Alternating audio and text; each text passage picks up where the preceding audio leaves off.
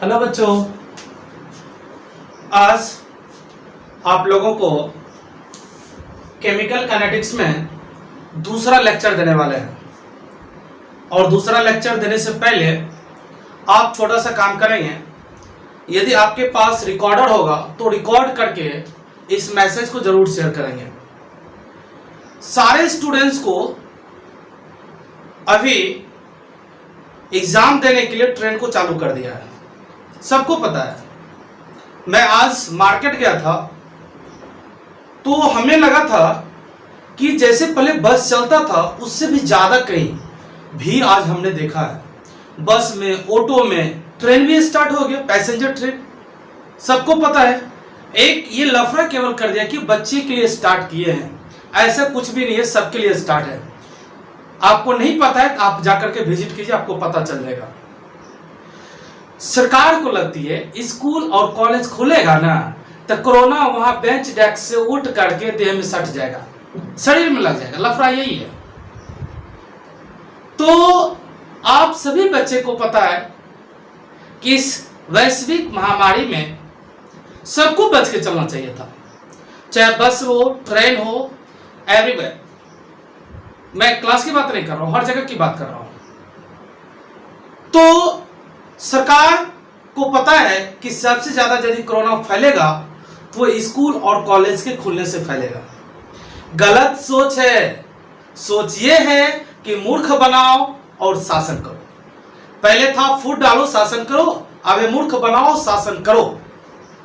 समझ में आ रहा है ना सबको? बस यही करते रहना तुम लोगों को। जरूरत है एक जोरदार आंदोलन का। कई सारे व्यक्तियों से, प्रशासनों से मिले, रिजल्टेंट निगेटिव हमेशा आता है, आएगा ही। कोई वैल्यू नहीं है स्टूडेंट्स का, पता है ना। लेकिन जिस समय पावर दिखा देगा ना, उस समय सरकार ही नहीं दुनिया ही जाएगा। राइट है ना, सबको पता है। चलो तो कोशिश करो इसको ज्यादा से ज्यादा तुम लोग शेयर कर लो, ठीक है। सबको पता चल जाए हो क्या रहा और मेरे साथ करना क्या है, और इसका अपोजिट उल्टा हो रहा है ना। चलो तो आज आप लोगों को हम लेक्चर 2 में केमिकल काइनेटिक्स में टू द पॉइंट आते हैं, टॉपिक पे आते हैं। आज आपको लेक्चर 2 में इलेक्ट्रोकेमिस्ट्री में तात्कालिक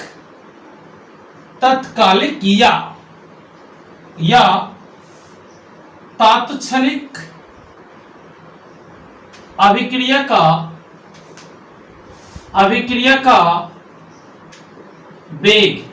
वेग को ही दर बोलेंगे, बता चुके हैं, नो टेंशन। ओके, ये सेकेंड नंबर है ना, सबको पता है ये सेकेंड नंबर है। इससे पहले वाला जो बच्चे नहीं देखे हो, जाकर के केमिकल काइनेटिक्स का लेक्चर 1 फटाक से जाके वॉच करो। और याद रखो ये केमिकल काइनेटिक्स चैप्टर को पूरे अच्छे तरीके से कंप्लीट करने के लिए आपको एक काम और करना होगा। क्या करना होगा? लॉग एंड एंटीलॉग बिल्कुल इसको क्लियर करना है सभी बच्चे को। जिस तरह से बच्चा में विद्या कसम खाता था ना, तो डर से झूठ नहीं बोलता था, उसी तरह से मैं बोल रहा हूं। लॉग एंटीलॉग यदि कंप्लीट नहीं रहेगा ना, तो इस चैप्टर के आगे जो फॉर्मूला आएगा परेशानी होगी। समझ में आ रहा है? विद्या कसम नहीं खाना है। क्या करना है? लॉग एंटीलॉग का जाकर के फटाक से वीडियो देख लो, 15 से 20 मिनट का है। उसमें जितने भी सवाल है उस सवाल को पूरा बना लो। वीडियो के बीच में जितना सवाल हम देंगे सबको बना लो। और इस चैप्टर में देखा तुमको कहीं प्रॉब्लम है, ये मेरी गारंटी है। चलो आज तुम लोग को बताते तात्कालिक या तात्क्षणिक अभिक्रिया का वेग या दर किसको बोलेंगे। इससे पहले आपको औसत अभिक्रिया का वेग या दर बता चुके हैं। अभिक्रिया का वेग 2 प्रकार का था ना। अभिक्रिया का वेग 2 प्रकार का था। एक औसत अभिक्रिया का वेग जिसको आर एवरेज बोलते हैं, और दूसरा हमारा instantaneous rate of reaction. Look at instantaneous rate of reaction, R K N reaction. चलो इसको डिनोट करते हैं आर इंस से। आर इंस से इसको डिनोट करते हैं, ठीक है। तो याद रहे एवरेज रेट ऑफ रिएक्शन जो होगा उसमें और इंस्टेंटेनियस रेट ऑफ रिएक्शन में बहुत ज्यादा डिफरेंस होता है। अब क्या डिफरेंस होता है उसको जरा सा समझो, ठीक है। हम मानते हैं किसी भी क्षण, सपोज दैट सबको पता है एक कर्व होगा, वक्र रेखा कर्व, और कर्व क्यों होगा? हम जानते हैं यदि अभिकारक का लेंगे तो क्या होगा? ऊपर से नीचे की ओर कर्व होगा, और उत्पाद का लेंगे तो कर्व क्या होगा? नीचे से ऊपर की ओर होगा। सबको पता है, पीछे बता चुके हैं। जो बच्चे फर्स्ट वीडियो को वॉच नहीं किया जाके वॉच करो, तब इसको वॉच करना, एकदम क्लियर ये तुम्हारा हो जाएगा। देखो ये ऊपर की ओर है, किसके लिए? उत्पाद के लिए, सबको पता है। ये नीचे के लिए, किसके लिए? अभिकारक के लिए। चलो क्लियर हो गया यहाँ पे। अब देखो ये कर्व है, कर्व का मतलब समझ रहे हो? वक्र रेखा, वक्र रेखा का मतलब होता है टेढ़ा। अब कहीं से हम इस पर हम स्ट्रेट लाइन लेते हैं, एकदम सीधा लाइन, सीधा लाइन देखो खींचते हैं, एकदम स्ट्रेट लाइन लेते हैं। चलो इसको नीचे की ओर लेते हैं, ये ऊपर की ओर जाएगा, इसको एकदम स्ट्रेट लो, ठीक है। अब स्ट्रेट लिए तो देखिए इस कर्व के एक पॉइंट पर एक रेखा एक बार में टच करता है, सबको पता है उसको स्पर्श रेखा बोलते हैं। सबको पता है उसको स्पर्श रेखा बोलते हैं। इसको भी आप क्या बोलोगे? स्पर्श रेखा बोलोगे। चलो आप लोग क्लास 10 में जिस समय थे, याद कीजिए, आप स्पर्श रेखा के बारे में पढ़े? नहीं पढ़े? कंस्ट्रक्शन चैप्टर में, बनावट वाला जो चैप्टर उसमें पढ़े होंगे 11.2 में। तो उसमें आप देखेंगे स्पर्श रेखा को टेंजेंट बोला जाता है। टेंजेंट बोला जाता है। टेंजेंट का छोटा रूप जो होता है वो टेन थीटा होता है। ये टेन बराबर क्या होता है? लंब बटे क्या होता है? आधार होता है। इसको हमेशा याद रखना, यहां पर काम देगा। और ये जो लाइन होता है देखो, ऊपर से भी आ रहा तो एक ढाल बना रहा, नहीं, और नीचे से भी ऊपर जा रहा तो क्या बना रहा? एक ढाल बना रहा। ऑलवेज टेन थीटा जो होगा वो स्लोप के इक्वल होगा, चाहे वो रिएक्टेंट में हो चाहे वो प्रोडक्ट में। देखो रिएक्टेंट में ऊपर से नीचे की ओर आएगा, है ना, स्लोप ही है। अब प्रोडक्ट में क्या है? नीचे से ऊपर की ओर जाएगा। तो दोनों स्टेट में देखते हैं एकदम सीधा रेखा है, एक नीचे की ओर ढाल आ रहा है, एक ऊपर की ओर ढाल जा रहा है। ढाल का मतलब होता है टेंजेंट, ढाल का मतलब होता है टेंजेंट। और ये टेंजेंट आया कहां से? स्पर्श रेखा से। स्पर्श रेखा को हम लोग टेंजेंट बोलते हैं, ठीक है। और टेंजेंट का छोटा रूप टेंट होता है। सभी ट्रिग्नोमेट्री में पढ़े हो, क्लास 10 में 8 चैप्टर में। टेन थीटा बराबर होता है क्या चीज? परपेंडिकुलर बाय बेस, लंब बटे आधार। तो लंब बटे आधार जो होगा वो स्लोप की इक्वल होगा, ढाल की इक्वल होगा। इस चीज को क्लियर कंसेप्ट समझाना है। जिस बच्चे को ये समझ में आ गया, आगे जो भी बताने वाले हैं उसमें जरा सा भी परेशानी नहीं होगा। चलो अब क्या करते हैं, इसको सबसे पहले मैं डिफाइन कर दूं, ठीक है। उसके बाद हम इसका ग्राफ लेंगे, कैलकुलेट करेंगे, तब आगे फिर बताएंगे, राइट। चलो तो क्या होता है ना, किसी निश्चित क्षण में अभिक्रिया का वास्तविक वेग जो होगा ना, अभिक्रिया का वास्तविक वेग जो होगा, अभिक्रिया का वास्तविक वेग को तात्क्षणिक या तत्कालिक, दोनों का मीनिंग होगा इंस्टेंटेनियस वेग कहा जाता है। ओके, अभिक्रिया का वेग कहा जाता है, तत्कालिक अभिक्रिया का वेग कहा जाता है। अभिक्रिया लिख देते हैं यहाँ पे, ओके, अभिक्रिया का वेग कहा जाता है। अब इसको डिनोट किससे किया जाता है? सबको पता है, देखो यहाँ साइड में लिखे हुए किससे किया था? आर इंच, आर का मतलब रेट, इंच का मतलब इंस्टेंटेनियस। इसे आर इंच द्वारा डिनोट किया जाता है, ठीक है, आर इंच द्वारा डिनोट किया जाता है। ओके, यह औसत अभिक्रिया के वेग से जिसको आर भी लिखते हैं, क्या होता है? भिन्न होता है, डिफरेंस होता है। ओके, चलो डिफरेंस होता है, इसको तुम याद रखना। ओके, अब देखो यहाँ पर इसमें जो होगा वो क्या होगा, हमेशा याद रखना, टेंजेंट को लिया जाएगा। टेंजेंट का मतलब होता है क्या चीज? स्पर्श रेखा को लिया जाता है। ओके, टेंजेंट का मतलब क्या होता है? स्पर्श रेखा को लिया जाता है। इसको तुम बिल्कुल दिमाग में एडजस्ट करना, ये 3 पॉइंट को कैलकुलेट करके रखना आगे, चूंकि इसका हम ग्राफ चले। अब देखो यहां पर इसका फॉर्मूला लिखेंगे, क्या होगा? R inch is equal to सांद्रता में परिवर्तन बटे समय में परिवर्तन, राइट नाउ। अब यहां पर देखो मैं लिखूं इसको, R inch is equal to, तो क्या हो जाएगा? सांद्रता में परिवर्तन अल्पांश परिवर्तन, यहां बहुत छोटा परिवर्तन होगा, तो क्या लिखेंगे, delta C by delta T. सबको पता है छोटा सा परिवर्तन होगा तो delta C by delta T.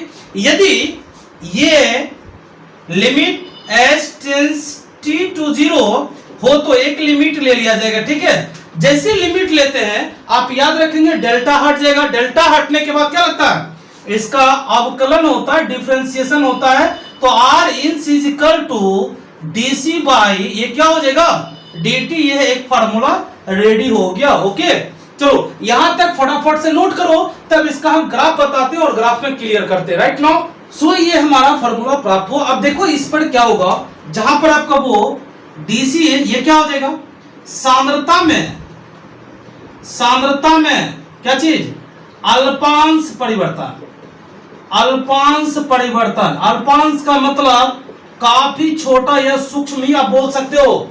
और जहां dt है, dt भी क्या हो जाएगा, dt भी क्या हो जाएगा, छोटा समय होगा। इसको आप लिख सकते हो सूक्ष्म समय में परिवर्तन बोल सकते हो, कोई बात नहीं, ठीक है। चलो यहां तक आपका क्लियर हो गया, ठीक है। आप इसको फटाफट से नोट कर लो या स्क्रीनशॉट ले लो इसका। देखो वहां पर क्या था, इससे पहले आर एवरेज जो बताए हुए थे उसमें था अंतिम सांद्रता माइनस प्रारंभिक सांद्रता, लेकिन इसमें कैसा है कि सांद्रता में परिवर्तन बटे समय में परिवर्तन। अब सांद्रता में जो परिवर्तन होगा क्या होगा, बहुत बड़ा अमाउंट में नहीं होगा, बहुत ही छोटा अमाउंट में होगा, और ये रिएक्शन बहुत ही कम मिलेगा इस पर न्यूमेरिकल बनाने के लिए, ठीक है ना। तो आप इसको नोट कर लो, तो हो जाएगा R in is equal to सांद्रता में परिवर्तन छोटा होगा तो delta C by delta T limit T tends to 0, इसको बोलते हैं टी टेंस टू 0। और ऊपर हम देखो लिमिट लिखा हुआ है, तो ये डेल्टा क्या चीज, डेल्टा डिफरेंशिएशन में चेंज हो जाता है, तो ये जो डेल्टा यहाँ टी हो जाएगा डीसी बाय क्या जेडीटी, और कुछ नहीं होगा। इसका भी मीनिंग्स वही होगा जो ऊपर में लिखा हुआ है, ठीक है ना। चलो लेकिन ये टाइम के लिमिट्स में लिया गया है ना। चलो इनफिनाइट टाइम्स के लिमिट में लिया गया, इसको नोट कर लो, उसके बाद हम इसको आगे ठीक है विस्तार से ग्राफ में क्लियर करते हैं। चलो स्टार्ट कर लो गाइस, आप नोट कर लिए होंगे ये, ठीक है। तो आगे आपको हम इसको ग्राफ में लेवरेट करके बताते हैं, विस्तार से बताते हैं। ग्राफ में वही कंडीशन होगा, जब इसका मैं ग्राफ बनाऊंगा, ठीक है, इसका मैं ग्राफ बनाऊंगा तो ग्राफ में कैलकुलेटिंग किया जाता है, ठीक है, आप याद रखना। ग्राफ में कैलकुलेट किया जाता है, यानी तात्क्षणिक अभिक्रिया के वेग की दर की गणना हम इसके आधार पर करेंगे, ठीक है। किसके आधार पर, वेग के आधार, ग्राफ के आधार पर। तो ग्राफ में हम कम से कम तो 2 एक्सिस लेंगे। लुक एट, देखो ये एक्स एक्सिस, ओके, और ये क्या चीज, वाई एक्सिस, सबको पता है ये, ठीक है, एक्स एक्सिस वाई एक्सिस। यदि ग्राफ ऊपर से नीचे की ओर आएगा, ऐसा कर्व होगा, तो किसके लिए होगा, देख लो ये किसके लिए शो कर रहा है, ऊपर से नीचे अभिकारक के लिए। बट दूसरा देखो क्या चीज, यदि नीचे से ऊपर की ओर उठ करके जाएगा तो ये किसके लिए होगा, नीचे से ऊपर की ओर कर्व जा रहा, वक्र जा रहा, तो किसके लिए हो रहा, उत्पाद के लिए। तो ये चीज को तुम याद रखना, राइट। चलो अब इसको हम क्लियर तुम लोग को पहले इसको विस्तार से बताते तब ग्राफ बताए, ठीक है। चलो माना कि एक्स अक्ष पर समय एवं y अक्ष पर सांद्रता को किसी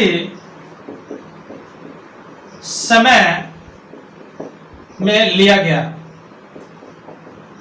गया है, तो उसी क्षण जिस समय लिया जाएगा, उसी क्षण समय सांद्रता के मध्य ग्राफ को लेकर वक्र पर स्पर्श रेखा खींचा जाता है, ठीक है, खींचा जाता है। जो स्पर्श रेखा, जो क्या चीज, तत्कालिक अभिक्रिया के वेग को दर्शाता है, ठीक है, वेग को दर्शाता है। इसमें अभिकारक की सांद्रता घटेगी मतलब क्या चीज, माइनस, एवं उत्पाद की सांद्रता बढ़ेगी। इसको, ये काफी नोटेबल पॉइंट है। उत्पाद की सांद्रता बढ़ेगी, अभिकारक की सांद्रता घटेगी। ये काफी नोटेबल पॉइंट है, जिसके वजह से ये प्लस हो जाता है और वो क्या चीज, माइनस हो जाता है। घटेगी तो इसका ग्राफ ऊपर से नीचे आता, बढ़ेगी तो इसका ग्राफ नीचे से कहां जाएगा, ऊपर की ओर जाएगा। ठीक है, अब देखते हैं फॉर रिएक्टेंट के लिए। फॉर रिएक्टेंट अभिकारक के लिए चलते हैं। ठीक है, तो अब हम इसमें एक आपको ग्राफ द्वारा क्लियर करते हैं। सपोज दैट, देखिए ग्राफ है, ये ग्राफ है, क्या क्या है, आप जो जो माने उस चीज को लिख लो। क्या क्या माने हो, देखो एक्स एक्स पर किसको लियो, टाइम को लियो। लो, ये हमारा एक्स एक्सिस है, ले लो इस पर क्या चीज, समय को ले लो। चलो समय को हमने ले लिया, ओके। ये हमारा वाई एक्सिस है, वाई एक्स पर किसको, सांद्रता को लिया। चलो वाई एक्सिस पे किसको ले लो, कंसंट्रेशन को ले लो। ये हमारा सांद्रता टर्म हो गया, चलो कंसंट्रेशन टर्म हो गया, ले लिए। अब देखो कंसंट्रेशन रिएक्टेंट में क्या होता है, ग्राफ ऊपर से कहां, लुक एट, ऊपर से कहां आएगा, नीचे की ओर। सबको पता है ऊपर से कहां आएगा, नीचे की ओर आएगा। यदि ऊपर से नीचे की ओर आ रहा है, ठीक है, तो ये किसको दर्शा रहा, घटने के क्रम को दर्शा रहा, यानी माइनस दर्शा रहा। अब इस वक्र पर देखो क्या कहता है, किसी समय में लिया गया, उसी क्षण सांद्रता समय के मध्य ग्राफ को लेकर वक्र मतलब ये जो टेढ़ा रेखा है, इस पर स्पर्श रेखा खींचा जाता है। इस पर स्पर्श रेखा खींचा जाएगा, यानी इस पर हम ऐसा रेखा नहीं खींच सकते हैं, ये स्पर्श नहीं कर रहा, ये इस रेखा को काट रहा है।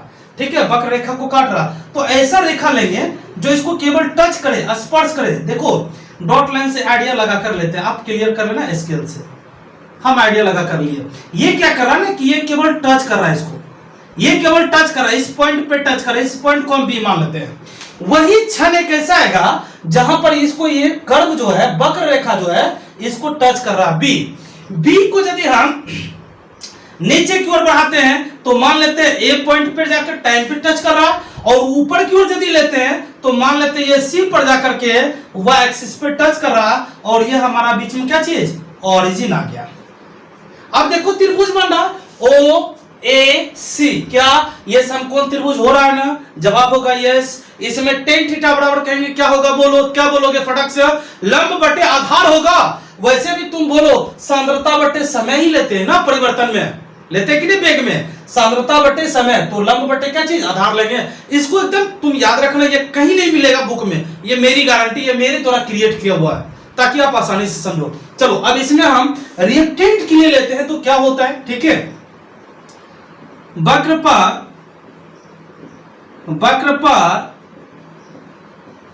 स्पर्श बिंदु बी है ना, स्पर्श बिंदु बी से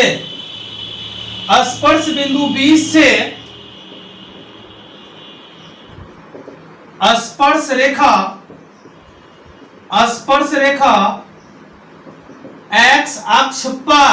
एक्स अक्ष पर कहां, ए बिंदु पर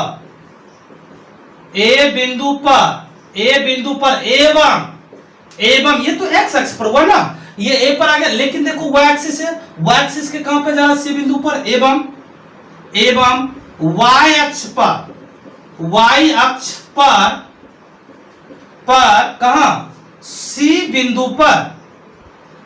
बिंदु पर काटेगी। ओके, सी बिंदु पर काटेगी, कट रहा।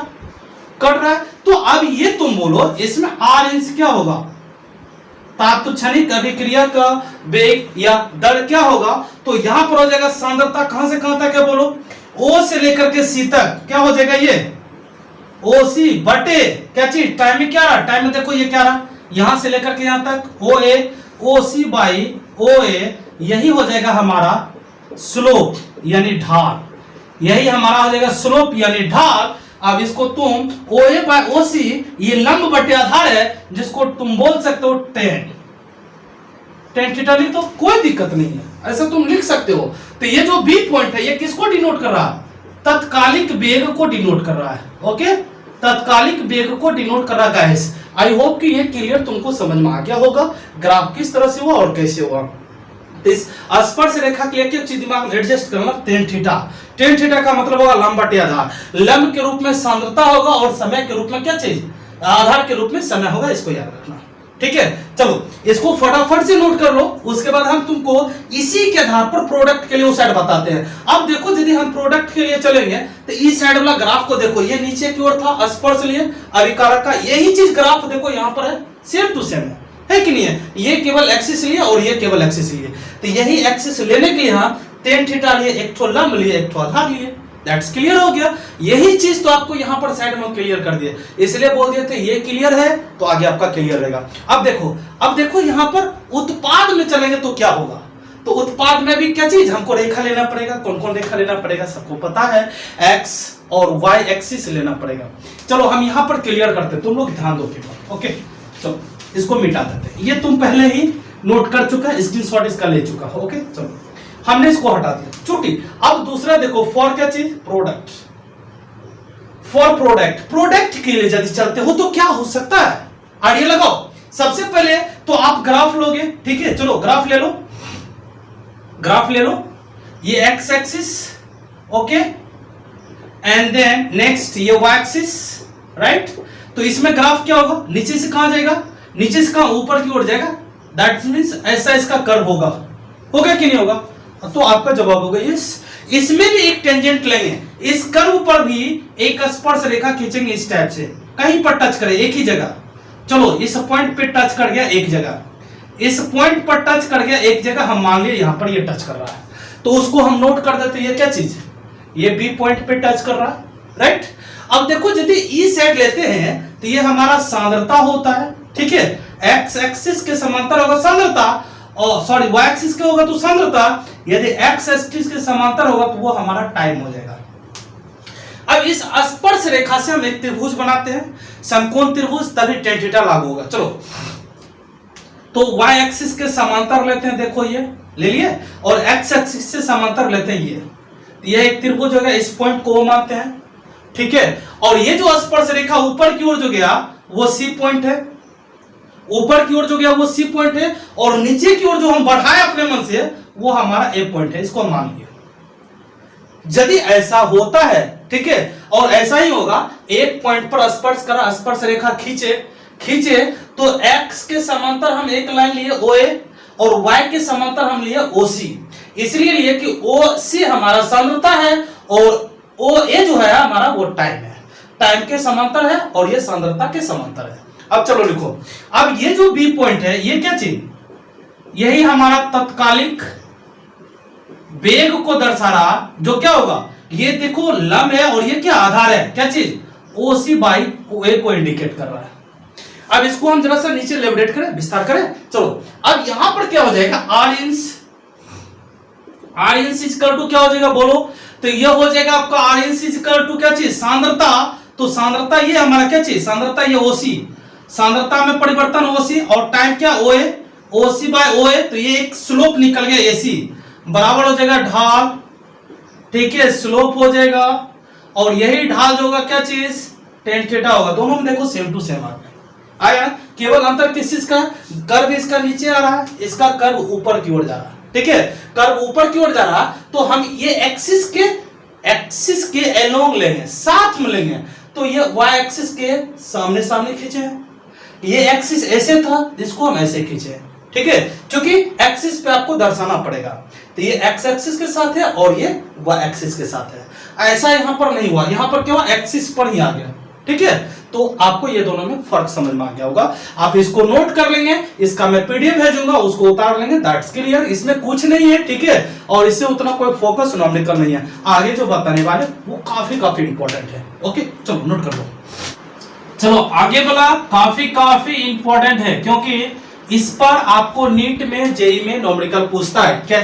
क्या टॉपिक है जरा सा देख लो। विभिन्न अभिकारकों एवं उत्पाद की सांद्रता द्वारा अभिक्रिया के वेग का प्रदर्शन। ठीक है, काफी इंपॉर्टेंट है। ठीक है, रिप्रेजेंटेशन ऑफ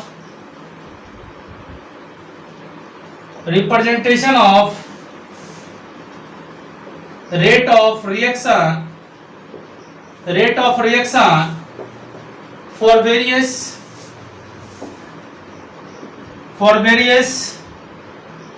concentration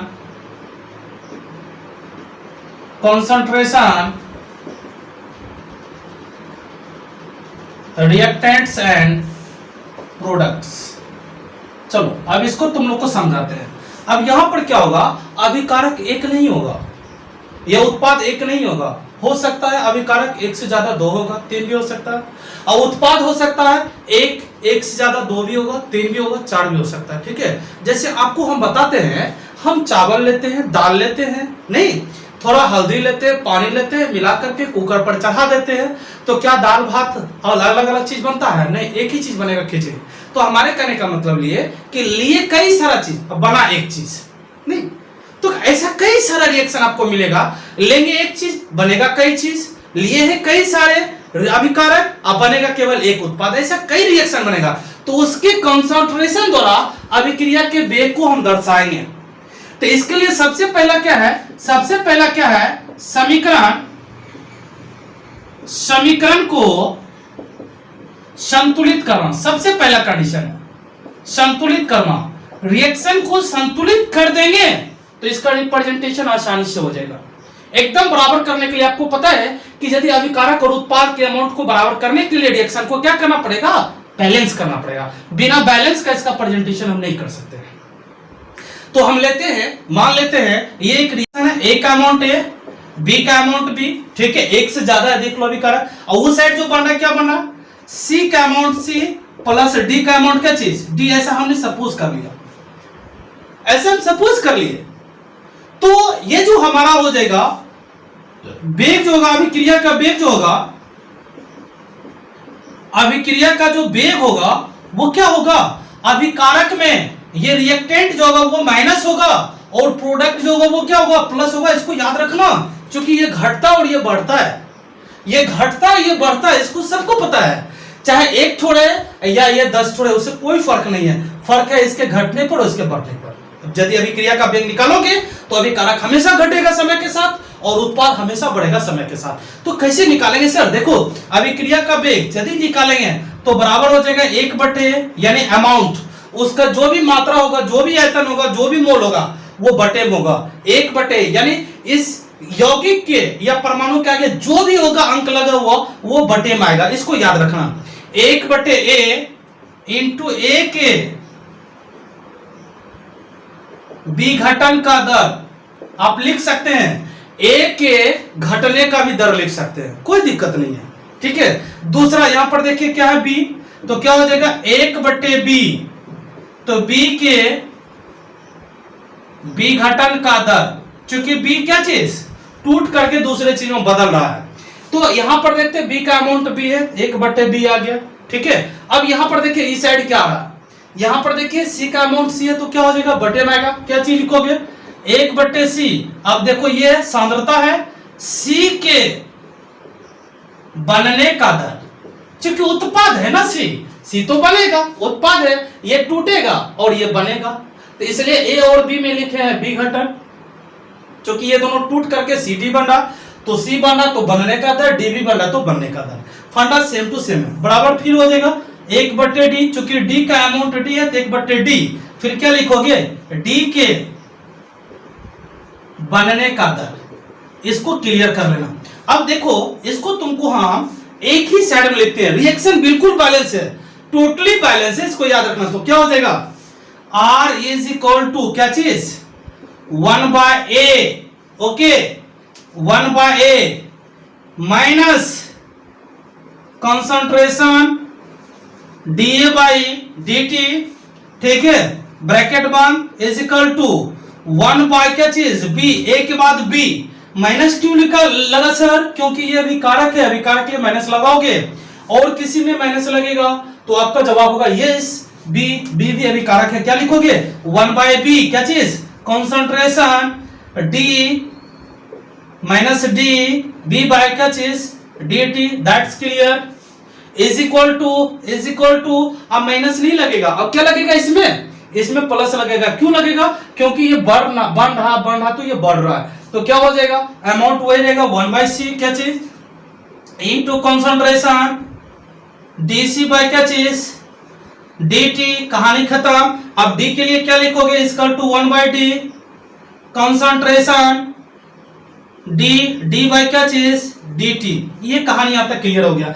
अब तुम लोगों को इसके बेस पे हम हिसाब देते बनाना, कैसे आता है उसको मैं क्लियर करता हूं। सपोज दैट अमोनिया हम तैयार कर रहे हैं, तो अमोनिया तैयार करने के लिए दो एलिमेंट का जरूरत होगा, एक नाइट्रोजन का, दूसरा हाइड्रोजन का। ये दोनों रिएक्शन करेगा उत्प्रेरक की उपस्थिति में तो अमोनिया बनेगा, सबको पता है। चलो यहां पर हम लेते हैं, चलो यहां पर लेते हैं क्या चीज? N2 रिएक्ट कर रहा है, N2 गैस रिएक्ट कर रहा है H2 गैस के साथ, then we have get NH3। ठीक है, बैलेंस करो। सबसे पहला कंडीशन क्या है? रिएक्शन को बैलेंस करना, ये मस्ट बी इंपॉर्टेंट। बैलेंस करो, नाइट्रोजन 2 है, यहां 2 लगा दो, हाइड्रोजन 6 हो गया, यहां पर 3 लगा दो, फुल्ली बैलेंस हो गया। अब यदि इसका रेट निकालना हो, आपका रेट निकालना हो तो देखो अमाउंट नीचे जाता है, इसके आगे नहीं कुछ तो क्या है? 1 है, तो क्या लिखोगे? R इज इक्वल टू 1/1 लिख सकते हैं, 100% लिख सकते हैं। या तो पहले इसको भी तुम लिख लो, पहले इसी को लिखो 1/1 क्या चीज? N2 के विघटन का दर लिख सकते हो, कहीं दिक्कत नहीं है। फिर बराबर क्या चीज हो जाएगा बोलो? देखो ये नाइट्रोजन हाइड्रोजन दोनों अभिकारक है, ठीक है, दोनों का विघटन ही होगा, इसको याद रखना। तो हाइड्रोजन का अमाउंट देखिए आगे 3 लिखा हुआ, तो 1/3 क्या चीज? H2 के विघटन का दर, दैट्स क्लियर। फिर हो जाएगा उस साइड देखिए NH3 आपका 2 अणु है, तो क्या हो जाएगा? 1/2 NH3 के बनने का दर। देखो गाइस कितना इजी है, बहुत इजी है। इसी को यदि आप निकालना आपको क्या चीज? रेट के रूप में, तो क्या लिखोगे? माइनस डी N2 बाय क्या चीज?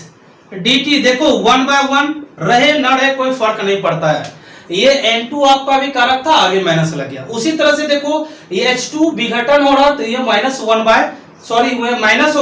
dH2/dt, तो ये हो जाएगा 1/3। आगे भी लिख सकते हैं माइनस, कोई दिक्कत नहीं है। dH2 बाय क्या चीज? dt लिख सकते हैं, कोई दिक्कत नहीं है। बराबर 1/2 क्या चीज? dNH3/dt। चलो यहां तक क्लियर हो गया, सभी बच्चे समझ गए होंगे। यदि समझ गए होंगे तो इसके आधार पर एक देते बनाने के लिए आप लोग बना करके दिखाओ, क्या चीज?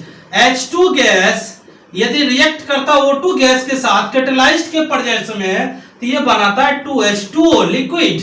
यदि बनाता है तो आप लोग इसको बैलेंस करके दिखाइए और बना करके दिखाइए, ठीक है, और कमेंट सेक्शन में लिख के बताइए। सो गाइस आज का क्लास आपका था ऑरेंज, काफी इंपॉर्टेंट है और इस पर तो कई सारे सवाल पूछते हैं, स्पेशली मैं भी टेस्ट में पूछूंगा। नीट जेमी तो पूछता है, मैं भी टेस्ट में पूछूंगा। इसके बेस पे रिएक्शन देंगे, कंसंट्रेशन देंगे और टाइम देंगे, आपको बताना पड़ेगा, इसलिए मस्ट बी इंपॉर्टेंट। इस रिएक्शन को आप गौर करके पी जाना। कंसेप्ट क्लियर है इसका, कहीं कुछ नहीं। ओके चलो फटाफट से नोट करो, उसके बाद आप लोगों को आप टास्क देने। Okay rotate this. So guys आज आप अच्छे तरीके से समझ गए होंगे लेक्चर 2, यदि लेक्चर 1 देखे होंगे तो। लेक्चर 1 नहीं देखे हो तो ये थोड़ा मुश्किल का सामना करना पड़ा होगा, मैं जानता हूं अच्छे तरीके से, इसलिए हमें ठग नहीं सकते हो, तुम ठगा नहीं सकते हो। इसलिए लेक्चर 1 से लेकर के लगातार रहो, ठीक है, और पीडीएफ भेजे तो 100% नोट करो, जितने भी ग्रुप में जो चीज आता है। और सबको पता मेरा नंबर, वेबसाइट पर भी सर्च करोगे तो वो भी मिल जाएगा मेरा नाम, ठीक है, और क्लास का भी नाम सर्च करोगे तो मिल जाएगा। ग्लोरियस केमिस्ट्री भी सर्च करोगे खगड़िया तो हम मिल जाएंगे, ठीक है। चलो आज का टास्क है, नो स्टार्ट।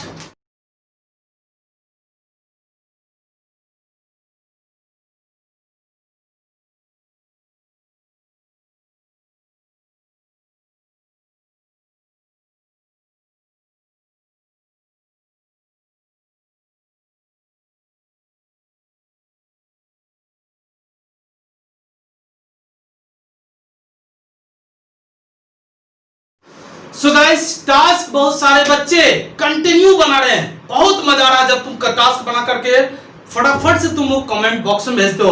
और बहुत बच्चे भेजते हैं सर लगातार दीजिए, लगातार दे रहा हूं। ठीक है, बस आपसे एक छोटा सा रिक्वेस्ट है, वीडियो को लाइक जरूर करें और जो सवाल बनाने दे 100% बना करके कमेंट सेक्शन में लिखो। या तो तुम किसी का कॉपी भी कर सकते हो, सिंपल बात है, लेकिन कॉपी करने से वो कंसेप्ट नहीं मिलेगा जो कंसेप्ट आप खुद बनाने से ले सकते हो। इसलिए सारे बच्चे से रिक्वेस्ट है, अपना बनाओ, मस्ती में रहो। ठीक है, तब तक आप हमारे वीडियो को देखते रहें। मिलते हैं अगले वीडियो में, तब तक के लिए बाय बाय।